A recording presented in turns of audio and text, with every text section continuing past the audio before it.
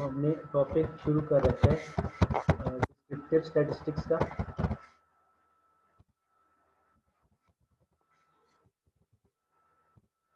As you no ये चीज़ें हम एड्रेस कर चुके हैं।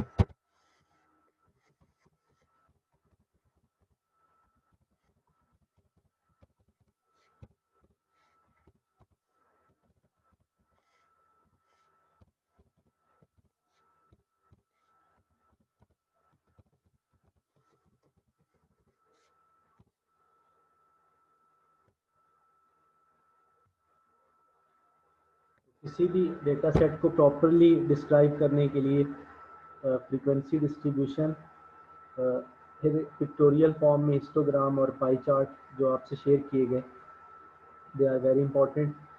और आप देख रहे थे कि किस तरह हमने एक एग्जांपल ली जिसमें रॉ डाटा था, 50 ऑब्जर्वेशंस थी, तो उसको हमने टेबुलर फॉर्म में फ्रीक्वेंसी डिस्ट्रीब्यूशन में कन्वर्ट किया, फिर हमने उसी का आगे हिस्टोग्राम बनाया। पाई चार्ट के लिए हमने सेपरेट एग्जांपल ली क्योंकि वो रिक्वायरमेंट थी कि अगर हमारा data set qualitative in nature हो तो फिर हम पाई चार्ट या और डिफरेंट चार्ट्स हैं वो हम यूज़ करते हैं। तो कोई क्वेश्चन अगर है तो ठीक है, नहीं तो फिर हम नेक्स्ट आगे अगला टॉपिक शुरू करते हैं।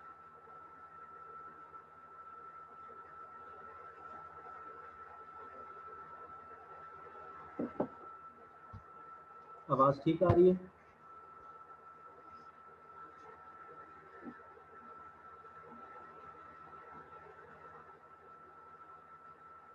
जी सर, ठीक आ रही है। 23। जी सर। क्लियर है बच्चे अब तक जो पढ़े? जी सर। तो इसके बाद ये बेसिकली अगर मैं इसको चैप्टर्स की फॉर्म में स्प्लिट करूं तो हमारे 2 चैप्टर मुकम्मल हो चुके हैं। Now I am starting chapter number 3।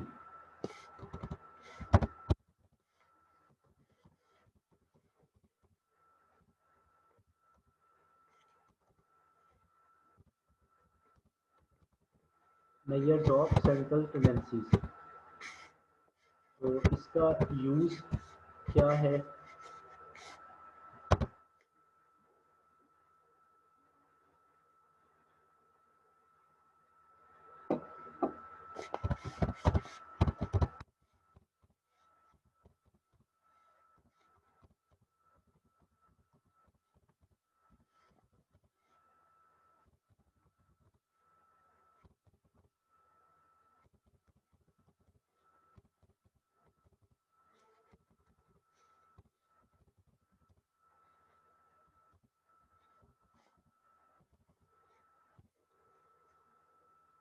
हम बहुत बड़े डेटा सेट को एक सिंगल नंबर के साथ, जिसको एवरेज कहते हैं, हम रिप्रेजेंट करते हैं। तो ये बेसिकली यूज़ है मेजर्स ऑफ सेंट्रल टेंडेंसीज का।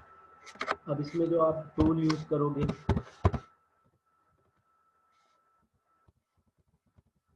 या फार्मूलाज,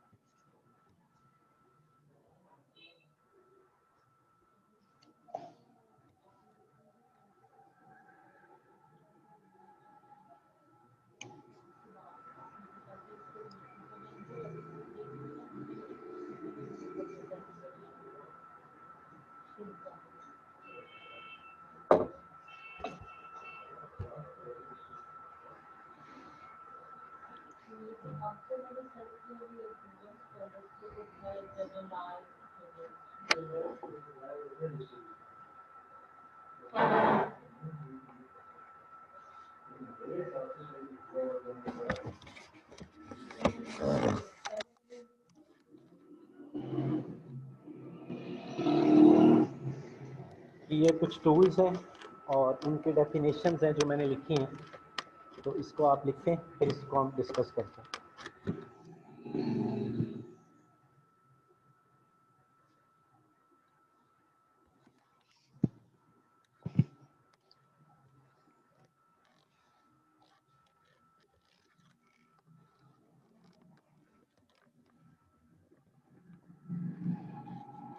ये लिख चुके हैं?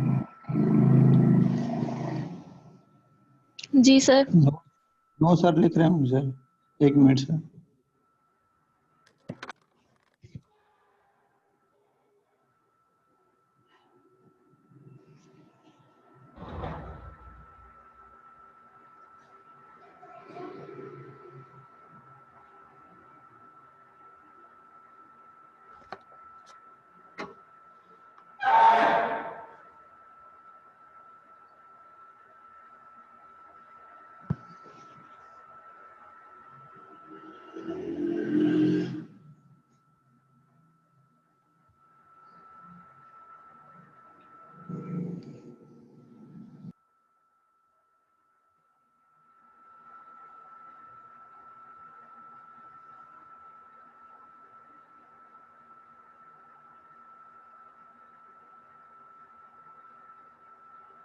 जी आप लिख चुके हैं?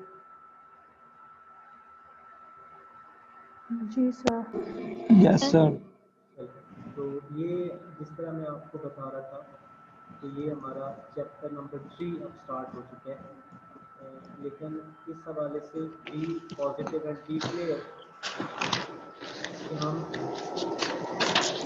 पहले माइक ऑफ म्यूट कर देना।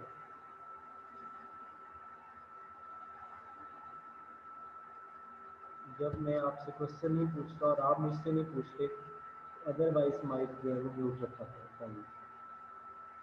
अच्छा, अब इसमें जो हमारा चैप्टर नंबर 3 है, मेजर्स ऑफ सेंट्रल टेंडेंसीज, तो ये भी वो स्टूडेंट्स जिन्होंने मैट्रिक लेवल पे जिन्हें ये चैप्टर करवाया गया, तो वो ऑलरेडी ये चीज़ें पढ़ चुके हैं, बट हम इसको फिर पढ़ेंगे, थॉरोली पढ़ेंगे, और इसमें कुछ चीज़ें हम नई ऐड करेंगे।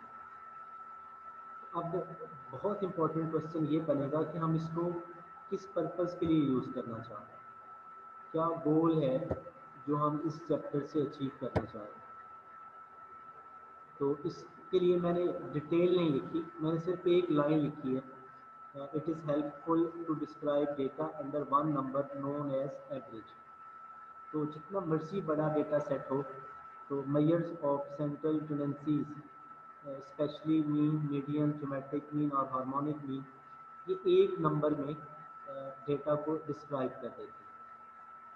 जैसे मेरा वो स्टूडेंट जो साथ साथ काम कर रहे हैं, जिसको पता है कि हमने एक रॉ डाटा लिया था, उस पर फ्रीक्वेंसी डिस्ट्रीब्यूशन बनाई थी और फिर आज उस पर हिस्टोग्राम बनाया, तो वो अगर साथ साथ चल रहा है तो अब उसको ये बात समझना बहुत आसान है कि किस तरह से हम मेजर्स ऑफ सेंट्रल टेंडेंसीज का यूज़ कर सकें। आवाज़ ठीक आ रही है? जी सर। अब आप देखिए कि जो हमने डेटा लिया था 50 ऑब्जर्वेशंस का, जिसमें लोगों की डेली वेजेस की बात हो रही थी, तो वहाँ हमने उसको कन्वर्ट किया फ्रीक्वेंसी डिस्ट्रीब्यूशन की फॉर्म में, जहाँ पे 7 to 8 क्लासेस बनी। फिर हमने हर क्लास के हिसाब से बात की कि वो लोग जो 500 रुपये से लेकर 570 रुपये तक डेली कमा रहे, उनकी तादाद, और इसी तरह बाकी ग्रुप्स की जो हमने बात की, तो वो भी बेसिकली डेटा की डिस्क्रिप्शन थी। तो वो भी काफ़ी मीनिंगफुल रही, काफ़ी आसान रही हमारे लिए। लेकिन हम इससे भी फर्दर आसानी चाहते हैं कि हमें डेटा को सिंगल वैल्यू के साथ अगर प्रेजेंट करना हो, जैसे सिंपली ये कहा जाए कि एक फैक्ट्री है और उसमें 500 लोग काम करते हैं, तो उनकी, और वो एक ही स्केल के हैं, मतलब अगर वो लेबर में हैं या अगर वो मैनेजर वगैरह हैं, तो मतलब सेम स्केल के, उनकी एवरेज इनकम क्या है, तो हम वो एक नंबर से सुनना चाहेंगे। वो 25,000 माहाना ले रहे हैं, वो 50,000 माहाना ले रहे हैं, तो that will be a single value and which is going to represent the entire data set. जो भी लेबर वहाँ पे काम कर रही है, तो वो नंबर सबकी नुमाइंदगी कर रहा होगा। बिल्कुल ऐसे ही जैसे शायद लास्ट टाइम भी हम बात कर रहे थे क्रिकेट से। सबको आवाज़ ठीक आ रही है? Yes yes sir. Sir. Yes sir. जी, मैं क्रिकेट की एग्जांपल फिर लेना चाहूँगा कि जैसे कोई बैट्समैन जब विकेट पे आता है, उसने इवन अगर 300 मैचेस खेल रखे हैं, 400 मैचेस खेल रखे हैं, तो जैसे ही वो ग्राउंड में एंटर होता है,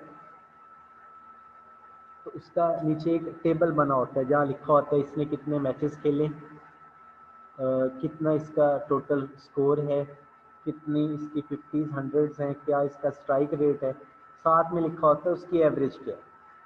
जी, जिन स्टूडेंट्स को क्रिकेट से लगन है उन्हें पता होगा इस बात का।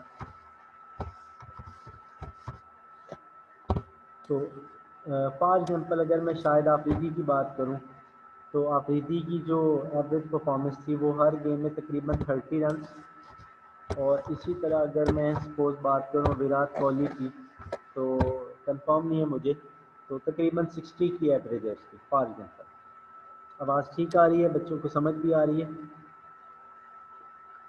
Yes sir. तो अब आप देखें शाहिद आफरीदी ने 300 400 प्लस मैचेस खेले। तो हमने, अगर सपोज मैं उससे नहीं जानता और आप मुझे उसका इंट्रोडक्शन देना चाहते हैं, तो आप मुझे बता रहे हैं कि Shahid Afridi right handed batsman है, ऑलराउंडर है, और इसने इतने मैचेस खेले हैं और उसकी एवरेज परफॉर्मेंस ये है। तो दूसरी तरफ आप मुझे कोहली का बता रहे हैं कि वो उसने इतने मैचेस खेले, वो भी राइट हैंडेड बैट्समैन है, और उसकी जो एवरेज परफॉर्मेंस है वो ये है। हमने clearly without seeing all matches performance, मैं इस एक फिगर से कंपैरिजन करके कहूँगा कि Virat Kohli is much better batsman than Shahid Afridi. Am I true?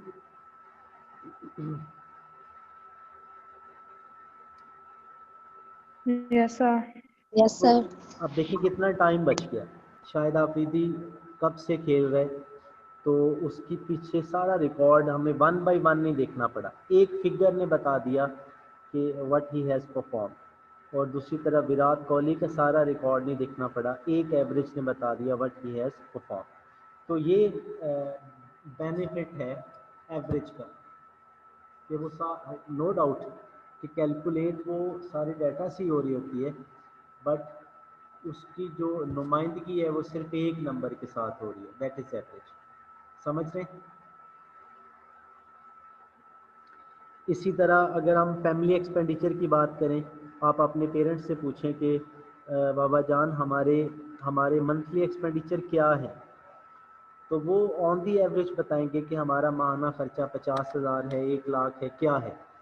तो वो बेसिकली नुमाइंदगी कर रहा होगा कि मतलब साल की अगर वो एक्सपेंडिचर बता रहे हैं, तो हम क्लियरली समझ जाएंगे what are the expenditures of that particular family. तो वो एक नंबर से बात हो रही है, सिंगल नंबर से। तो एवरेज जो है वो एक बहुत बड़े डाटा सेट को एक नंबर, सिंगल नंबर के साथ रिप्रेजेंट करने के लिए हम यूज़ करें, ताकि हमें बहुत सारा टाइम हमारा बच जाए, कॉस्ट बच जाए और लेबर बच जाए। तो अब इस चीज़ को मेजर करने के लिए जो हमारे पास टूल्स हैं, उसमें नंबर 1 पे अरिथमेटिक मीन है, देन मीडियन है, देन मॉड है, देन ज्योमेट्रिक मीन और देन हार्मोनिक मीन। अब मैंने एक एक लाइन में इनकी डेफिनेशन लिखी है। It is the ratio of sum of the observations to their number of observation, यानी अगर हम ऑब्जर्वेशंस को सम कर लें और उनकी तादाद पे डिवाइड कर दें, तो इस प्रोसेस को हम कहते हैं कि हमने अरिथमेटिक मीन कंप्यूट किया। डेफिनेशन क्लियर होगी? जी सर। इसके बाद मीडियन है। सर तो एक मतलब फिर बता दें। जी, अगर जितनी हमारे पास ऑब्जर्वेशन हैं, जैसे पिछले क्वेश्चन में 50 लोगों की इनकम थी, तो वो सभी लोगों की इनकम को ऐड किया जाए और 50 पे डिवाइड कर दिया जाए, तो जो रिप्लाई आएगा that is arithmetic mean. Clear? जी जी सर। अच्छा, इसके बाद मीडियन है। तो median it is the middle value of an arrange data set. Data set होगा उसे हम अरेंज करेंगे और अरेंज करने के बाद जो मिडल वैल्यू आएगी दैट विल बी मीडियन। ये कैसे आता है ये अभी हम एक क्वेश्चन भी देखेंगे। इसके बाद what is mod? It is the most repeated value of a data set. इसी डाटा सेट में जो नंबर मोस्टली रिपीट होगा उसे हम मॉड कहेंगे। इसके बाद what is geometric mean? It is the nth root of product of n positive numbers. यानी जो हमारे पास डेटा सेट है अगर हम उसको मल्टीप्लाई कर लें आपस में, सपोज 5 ऑब्जर्वेशन है, पाँचों को मल्टीप्लाई कर लें और उसका nth रूट मतलब 1/5 कर दें, जो अभी हम क्वेश्चन में भी देखेंगे, तो जो रिजल्टेंट है वो ज्योमेट्रिक मीन कहलाएगा। Result will be geometric mean. Harmonic mean क्या है? It is the reciprocal of average of reciprocal of observation. यानी ये पहले ऑब्जर्वेशंस का रेसिप्रोकल लेना है, उस मतलब उसको उलट करना है। ये भी हम क्वेश्चन से देखेंगे। तो वो उसकी एवरेज निकाल के फिर उसको रेसिप्रोकल कर देना है, तो ये हार्मोनिक मीन है। तो आपने आज से याद रख लेना है, स्टैटिस्टिक्स में एवरेज कंप्यूट करने के लिए 5 फार्मूले हमारे पास हैं, arithmetic mean, median, mod, geometric mean और हार्मोनिक मीन। तो डेफिनेशंस और ये फार्मूले आ गए। अब मैं इसको न्यूमेरिकल क्वेश्चन की तरफ आता हूँ, या थ्योरी में कोई क्वेश्चन है तो वो आप पहले पूछ लें। नो सर, ठीक हो गया।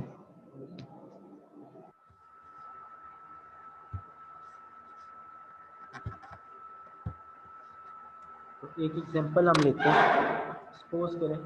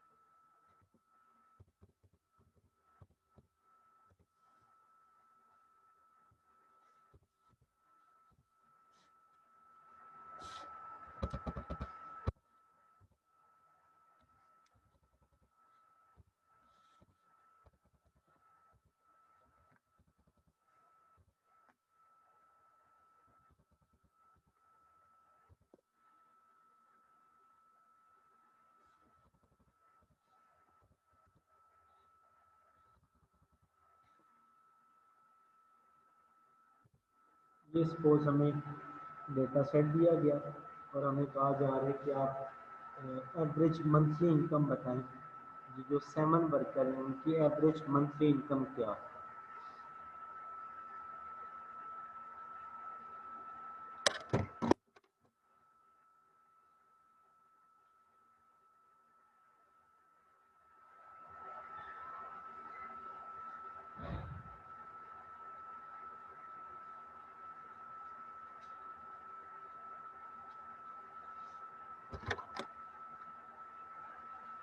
जो स्टेटमेंट लिख ली,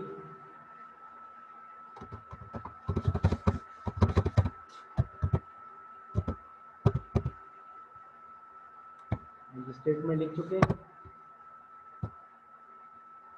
जी सर। Yes sir. अब इस पे 1 बाय 1 हम कंप्यूट करते हैं। एक सेकेंड। अस्सलाम वालेकुम।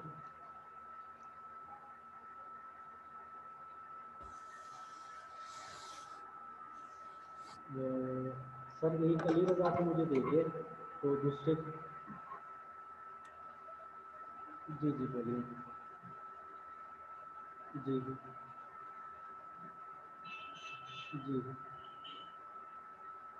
अच्छा जी, 0311 7386 851।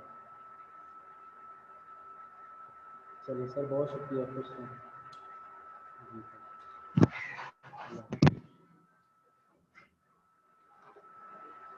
तो अब इस पे कोई रिस्ट्रिक्शन नहीं है कि हमें या एवरेज कंप्यूट करना है अरिथमेटिक मीन से, मीडियन से, मॉड से, जीएम से या एचएम से, मतलब हमें यहाँ पे बाउंड नहीं किया गया। तो एक चीज़ अभी मैं शुरू में नहीं बता रहा, डेफिनेटली यहाँ एक बड़ा इम्पोर्टेंट क्वेश्चन है कि जब ये पांचों टूल हमें एवरेज ही प्रोवाइड करते हैं, तो फिर एक टूल क्यों नहीं, 5 टूल।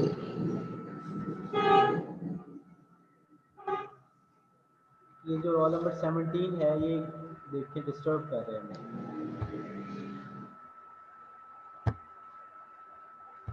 तो आप मेरी बात समझ रहे हैं ना, 5 मेथड है, तो एक क्यों नहीं एवरेज फाइंड करने के लिए। तो डेफिनेटली इसके पीछे थ्योरी है कि किस डेटा के लिए कौन सा मेथड यूज़ करना है, तो वो हम बाद में देखेंगे। फिलहाल मैं आपको इसका न्यूमेरिकल जो है वो समझाना चाह रहा हूँ। आवाज़ ठीक आ रही है? Yes sir. Yes sir. ठीक हो गया। तो अब सॉल्यूशन में सबसे पहले हम देखते हैं अरिथमेटिक मीन।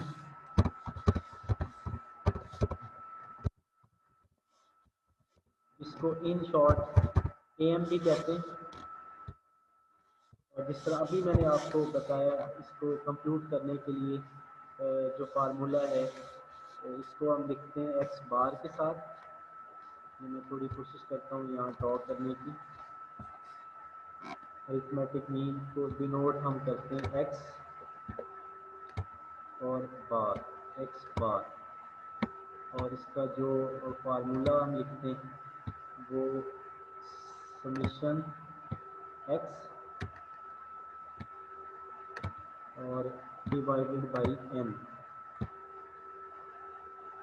ये फार्मूला समीशन एक्स यानी ऑब्जर्वेशंस का टोटल, इसको हम यूँ लिख सकते हैं एक्सक्यूज मी सर, ये फॉर्मूला क्या लिखा है दोबारा बताइएगा। X bar equal to sigma, ये मैंने समीशन का साइन यूज़ किया है, इसको मैं फिर ड्रॉ करने की कोशिश करता हूँ। मतलब ये सीधी लाइन, ठीक है सर, समझ आ गई। ये तो summation x divided by n, और इसकी डिस्क्रिप्शन आप देखें। एक तो याद रखना है एक्स बार आप जहाँ भी देखेंगे तो उसका मतलब है कि ये अरिथमेटिक मीन है, और जो अभी आपने समीशन एक्स लिखा है इसको हम सम एक्स भी कहते हैं, तो इसका मतलब है समीशन ऑफ ऑब्जर्वेशन, सारे डेटा सेट का सम, समीशन ऑफ ऑल ऑब्जर्वेशंस, और जो आप एन देख रहे हैं इसका मतलब है total number of observation, total number of observation. तो ये हमारा फार्मूला हो गया। अब इसको हमने यूज़ करना है, तो हमें फाइंड करना है अरिथमेटिक मीन इक्वल टू, अब सिंपली आपने क्या करना है 20,000 प्लस सबको ऐड कर दें। अगर कैलकुलेटर आपके पास है तो मुझे ये ऐड करके डिवाइड करके आंसर बताना है। सर 1,25,000 आता है ऐड करने से। ये एक सेकंड, और उस तो हमने ये सारा सम किया और सारा सम करके जब आंसर लिया तो बच्चे क्या आंसर आ रहे हैं? 1,25,000।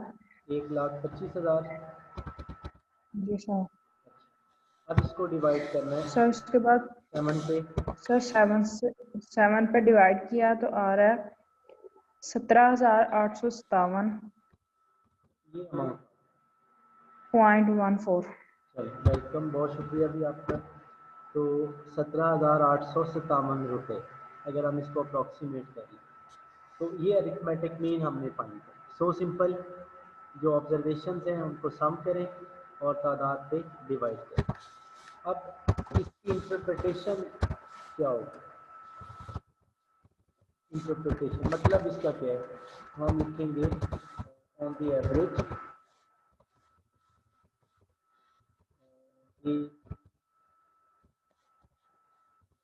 मंथली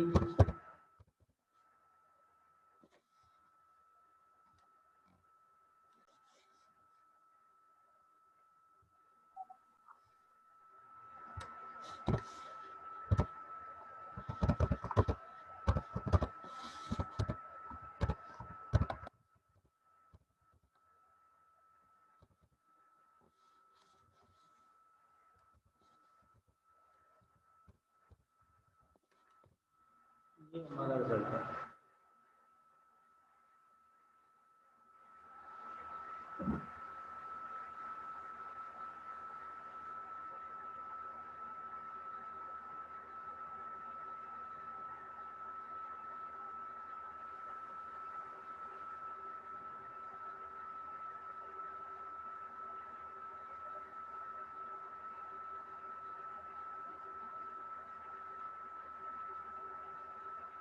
जी सही हो गया।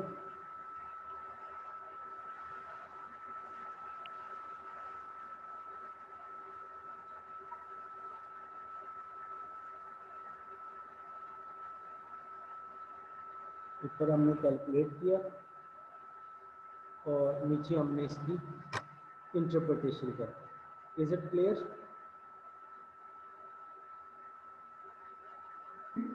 जी सर। Yes sir. तो इंटरप्रिटेशन बहुत इम्पोर्टेंट है। अच्छा, अब इसमें कोई क्वेश्चन नहीं है आप। इसके बाद अब हम सेकंड पे जाते हैं। अगर कोई क्वेश्चन है तो पहले वो पूछ लें आप।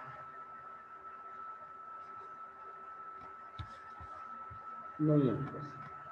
अच्छा, अब हमारा क्वेश्चन नंबर 2 है, मीडियन हम कैसे फाइंड करें? मीडियन, तो जैसे मैंने डेफिनेशन लिखी, it is the middle value of an arrange sir data आपकी सेट। आवाज नहीं आ रही। जी, मीडियन की बात कर रहा हूँ। It is the average value of an it is the middle value of an arrange data set. यानी जो डाटा सेट हमें दिया गया है उसे हमें पहले अरेंज करना है। अब ठीक है आवाज़?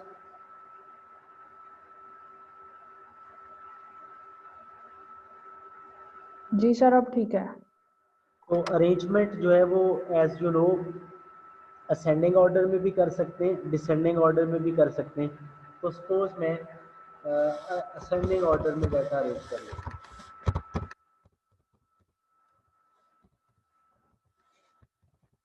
अरेंज करते हुए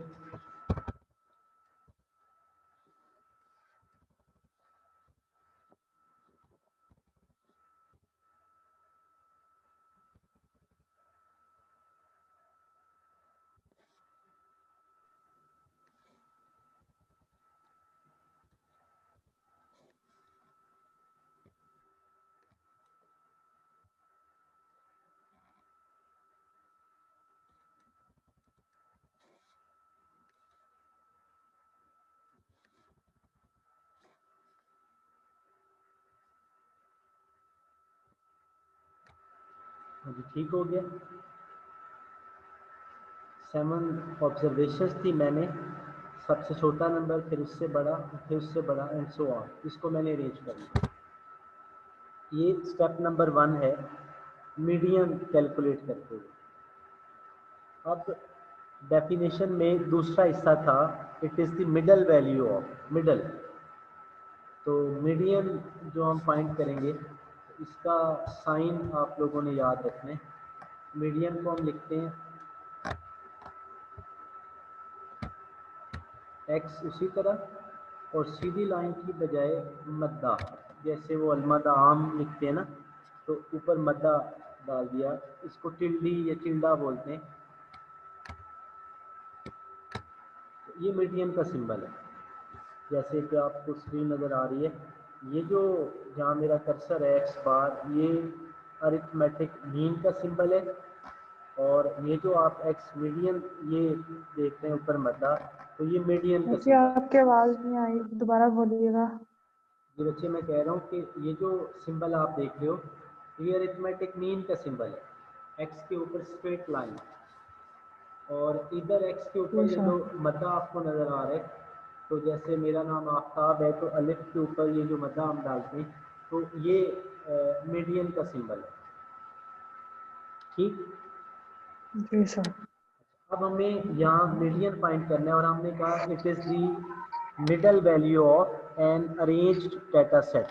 तो डाटा को हमने अरेंज कर लिया, अब हमें मिडल वैल्यू चाहिए। तो नंबर हमारे 7 है, तो 7 का मिडल क्या हो सकता है?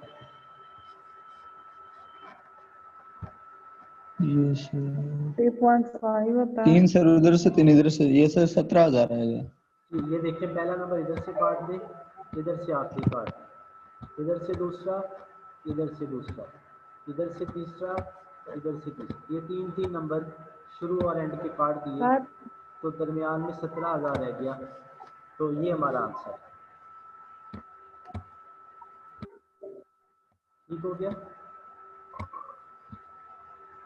जी sir. This is what we have computed median. कोई क्वेश्चन?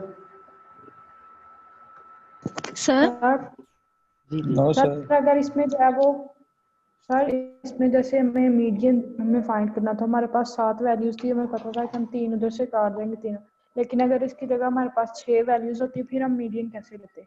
जी फिर हम कैसे लेते, कोई बताए? सर उन सेंटर वाली 2 को प्लस करके 2 पे डिवाइडेड कर देंगे। गुड, मतलब 6 अगर हैं तो पहली 2 और आखिरी 2 हटा दें, तो दरमियान में तीसरी और चौथी जो 2 वैल्यूज आ रही हैं उनको सम कर लें और 2 पे डिवाइड कर दें। समझ गए? जी सर। अच्छा गुड। तो इसके बाद अब आखिरी आज के लिए जो काम है वो मॉड कैसे कंप्यूट करना है। मॉड, तो मॉड के लिए कोई स्पेसिफिक सिंबल साइन नहीं है, तो मैं वैसे जनरली ये साइन यूज़ करता हूँ, तो वो मैं आपको बता देता हूँ। मॉड के लिए इसी तरह एक्स आएगा, एक्स का मतलब ऑब्जर्वेशन है, और ऊपर डॉट आएगा, एक्स डॉट, यानी एक्स डॉट जब आप देखेंगे तो आप समझ जाएंगे दिस इज मॉड। तो अब डेफिनेशन थी it is the most repeated value of A data set.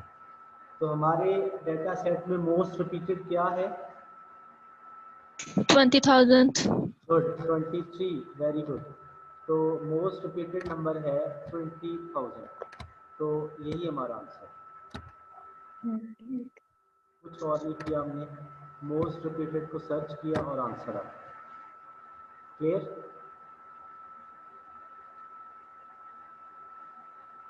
Clear? Yes ji sir. Sir. अच्छा, अब ये हमारा आज का काम मुकम्मल हो गया। जो मेरा अच्छा स्टूडेंट हर रोज़ क्लास को अच्छी तरह पढ़ता है और उसमें की हुई बातों को नंबरिंग देता है, तो उसके लिए है आज की दूसरी क्लास में हमने what is the role of measures of central tendency पे बात की। फिर इसमें 5 मेयर्स हैं, पांचों की डेफिनेशंस लिखी, और पहले 3 के न्यूमेरिकल क्वेश्चन सॉल्व किए। और याद रहे, अगर आप इसको कॉपी पे लिख रहे हैं तो ये जितना न्यूमेरिकल वर्क किया है ये अनग्रुप डेटा के साथ, ठीक है? इसको टाइटल आपने दे देना है, ये जो न्यूमेरिकल वर्क हुआ है ये अनग्रुप्ड डेटा था, ये ग्रुप नहीं था। तो ग्रुप डेटा पे हम इंशाल्लाह बाद में बात करेंगे। अच्छा, अब क्वेश्चन ये है कि अगर यहाँ पर